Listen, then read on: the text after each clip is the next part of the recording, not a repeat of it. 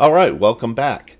We're now in Module 3, and in this module, we're going to be talking about designing with types and using types to control the flow of our program. And the first thing we're going to talk about is a very special kind of type called a result type. And I'm going to reset my interactive here to get rid of any junk that was left over. To do that, so we're going to create that directory, Module 3. It's a solution folder, and we're going to add a new project into it. Now, the kind of project we're going to add is a class library. This is going to be one of the first class libraries that we create. I'm going to call this lagdemon.fsharp.utilities and click OK. Now, there's one little thing that we have to do with this project first off. We need to go right-click on it and go into Properties. And we want to change this target framework from .NET 2.1 to .NET 2.0. And the reason for that is that our web project is built in .NET 2.0. And there's a reason for that. It has to do with the fact that they made some major changes in .NET 2.1 in the way model view controller works and some other stuff, and I didn't want to get involved in all that right now. So here's our utilities. I'm going to change this here, and I'm going to change this to result, and I'll explain why that is in a bit. For the moment, I'm going to right click on here and add a new folder. We're going to call it scripts. And I'm going to go into scripts, and I'm going to add a new item. I'm going to call it script file. I'm going to call it result tests. Okay, so here's our script file. Hopefully I've got this text big enough.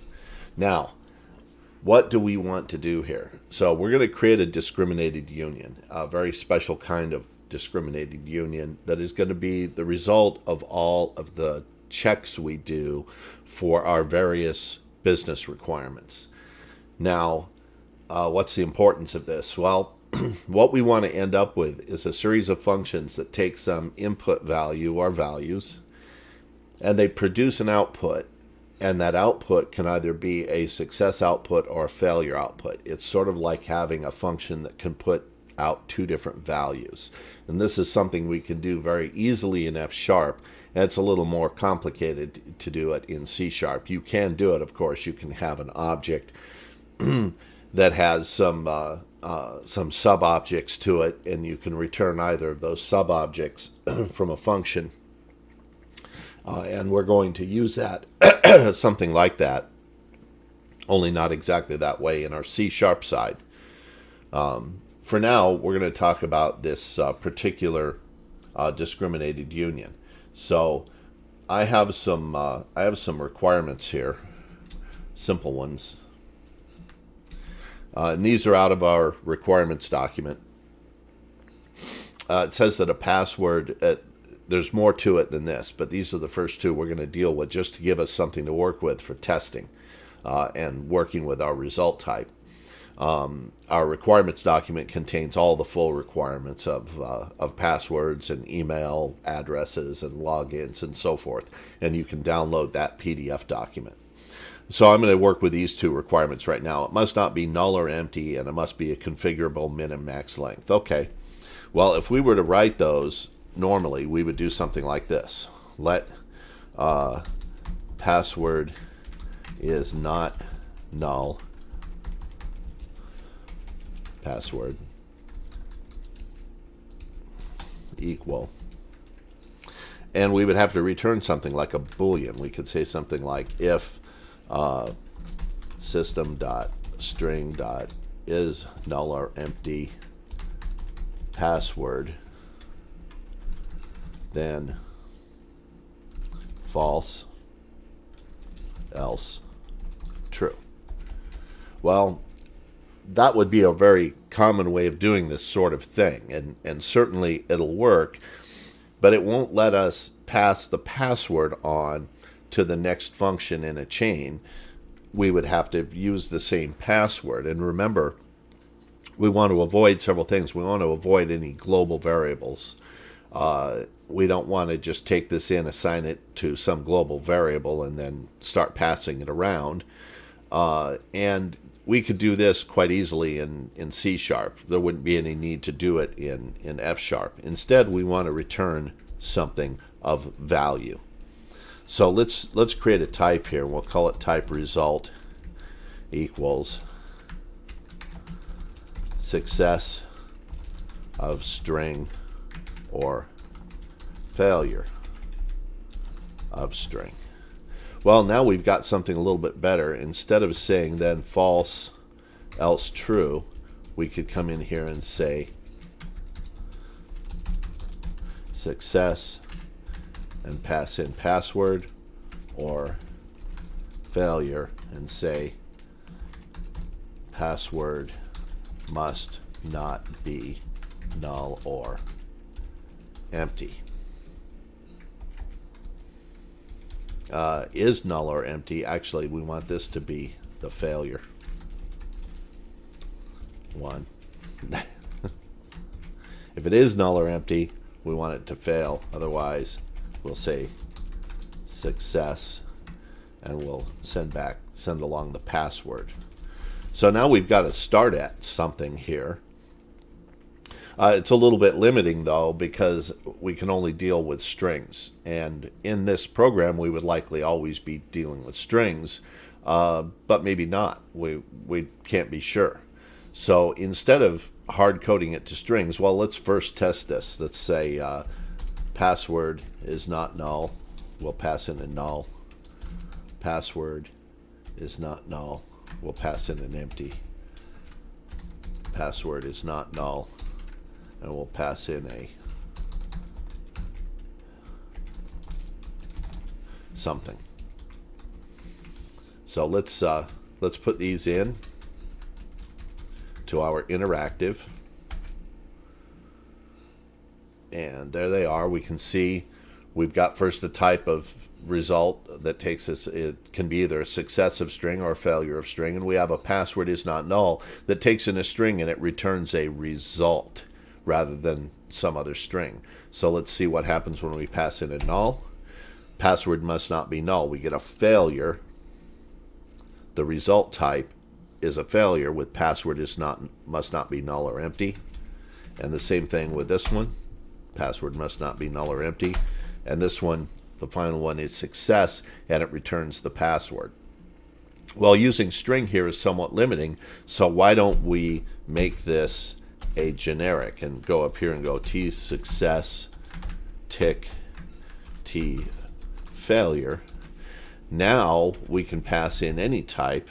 This can be of type T success, and this can be of type T failure. And if we do this now, and then we'll have to reload this. Now, this one's still of type string, but it made that as a result of this function handling strings, not as a result of it being hard-coded into this. We can see now that this is entirely generic, and we can use it with multiple types. So now we get the same result. So this one is null. Password must not be null, or empty must be something. Okay, so now we're getting somewhere. We've got a result type. Let's say let password length min max password equals, and you know what, I'm going to go up here, I'm going to open system, and I'm going to get rid of this system on here so we can just deal with string, and we can do the same thing down here. We can say if, well, let's do this one a little bit differently. Let's go match. We'll use a matching pattern in this case. Match password dot length. Okay, so I do have to tell it it's a string if I want to call stuff on it. So we'll just tell it it's a string. Password dot length less than min, comma, password dot length greater than max with. So the possible outcomes here are true, comma, true. No. If it's less than min, it can't be greater than max, so that would be true, false. We'll say failure, password too short. If this is false, comma, true, we'll say failure, password too long. And if this is true, comma, true, oh, can't be. If it's false, comma, false, we'll say success, password. Now we've got one more condition we have to fulfill, which is true, comma, true, and that can't ever happen. So we'll just say, actually, we'll just come in here, the last one, and say don't care, and we'll just say success. No, we'll say failure. Actually, we can do this. Too long, too short.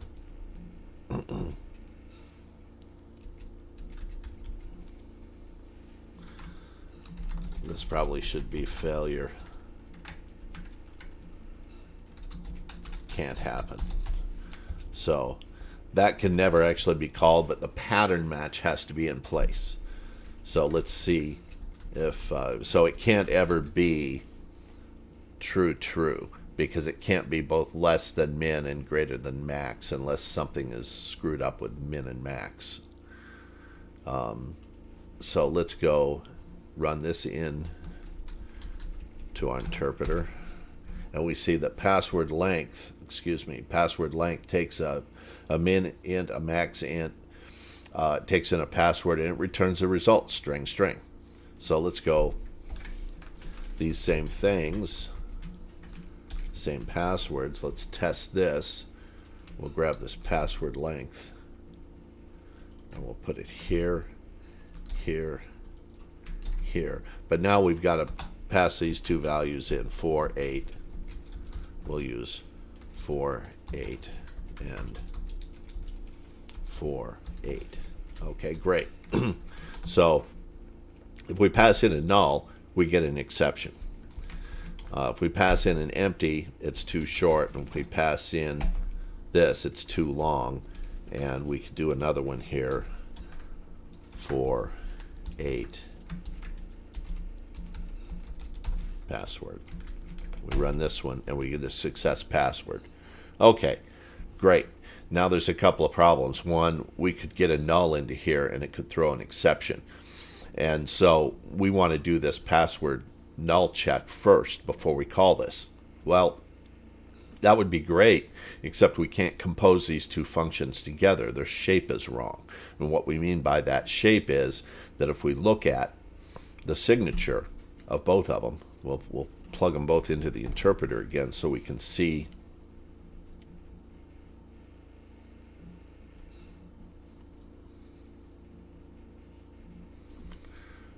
Oh, I didn't open system yet. So let's run these all in. There we go. Let's check those. Yeah, we got that null. Okay, so that's working. So we got that null. Okay. Let's take a look at these function signatures then. So this takes a string and returns a result, and this takes a string and returns the result. And if we were to try to compose these together, doing something like calling password length for 8 with the result of password is not null and some password like null, we can't pass that in. It's the expression expected to have type string, but it's of type result. So what do we need to do? Well, there's a special kind of function, and we'll define it right here, and we call it bind. And it's going to allow us to bind functions together whose input and output are dissimilar only in the fact that they're a result versus some input value that is compatible. And it's going to take a function and some input. And what we're going to do is we're going to match on the input. And we're going to look for, it's got to say equals, a success, and we'll call it S, and we're going to call f of S. But if it's a failure, F, we're just going to call failure F. And this is bind. Now what we can do is come down here and we can say bind. But we need to call our function that we're going to bind to is password length, and our output result is this password is not null, but I passed in a null. So what we want to do is create a function, let combined, we'll call it let check password equal, and we're going to bind those, but we're going to also pass in a, well, we could actually leave this off, I think. No, we can't. There's our input. Here's our input. And if we've got to put our bind in. There's our bind. Okay. Oh, I did put it in. All right. So now let's do check password. All right. Now let's grab all these, put them down here, and change this over to check password. Darn it.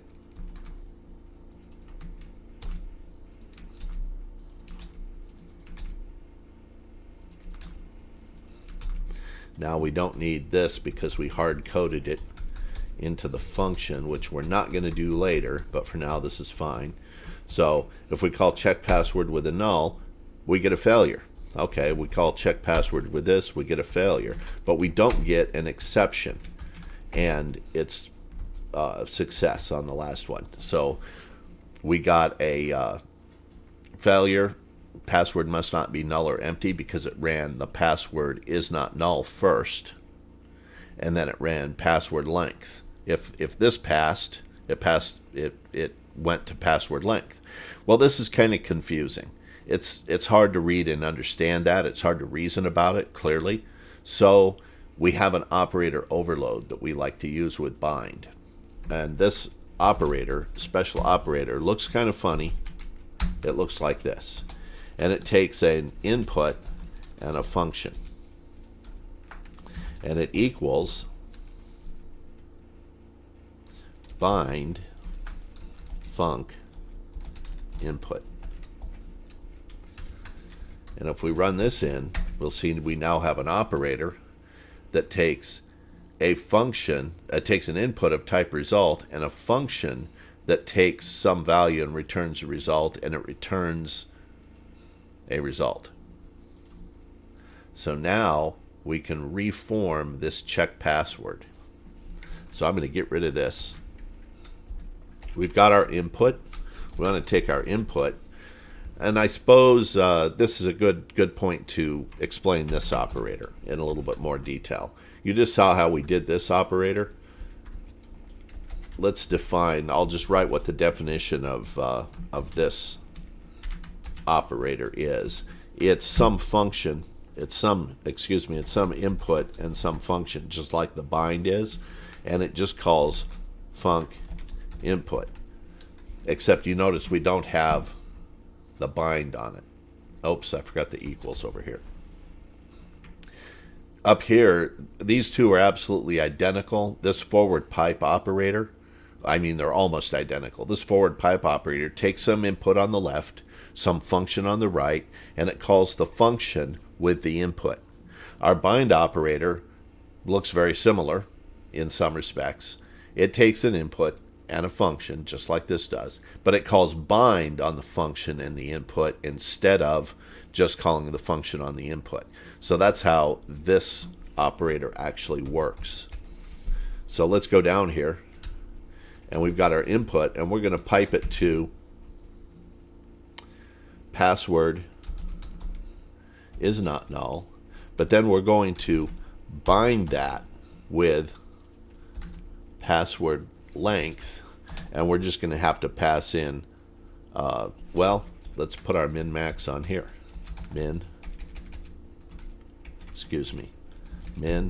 max, and we'll pass in our min max here. And we'll put that in. Now we've got to pass it the min and max, so we'll make this 4, 8, 4, 8, 4, 8, 4, 8. So now we've got a much more easily read function. This takes a min, a max, and an input. It takes the input and it passes to password is not null, and it pipes that into password length min max.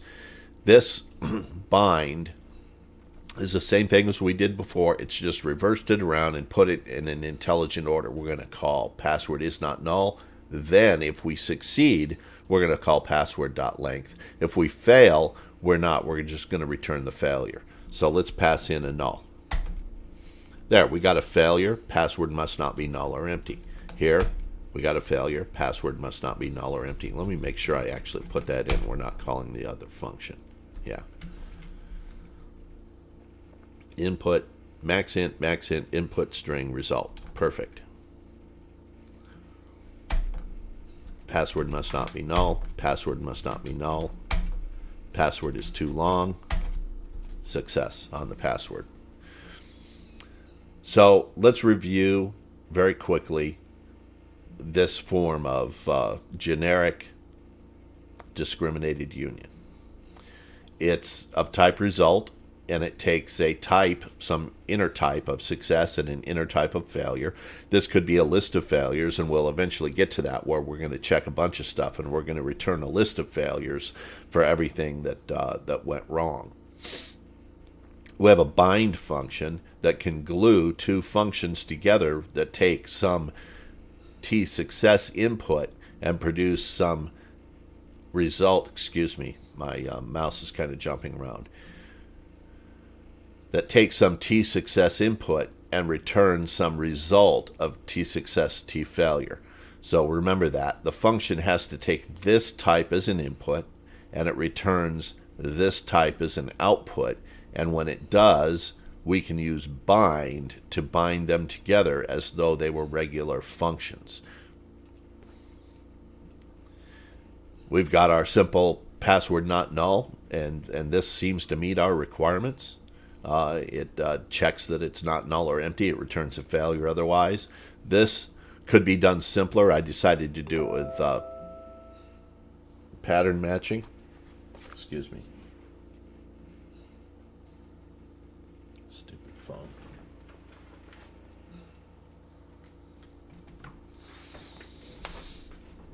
I decided to do this with pattern matching. It could be done with a simple if-then statement. I just wanted to demonstrate you can match on any kind of pattern or any kind of values as long as you have some complete pattern you can fulfill. And then we demonstrated how the individual functions work. Password is not null and password length work very simply. And then we demonstrated how we can combine those together into a single function using function composition and using this operator.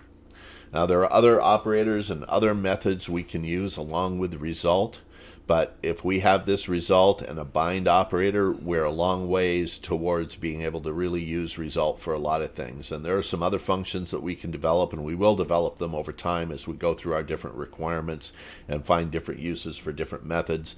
And these different methods are different ways of combining them and so forth. So that is the end of this lecture. In the next lecture, we're going to talk about record types.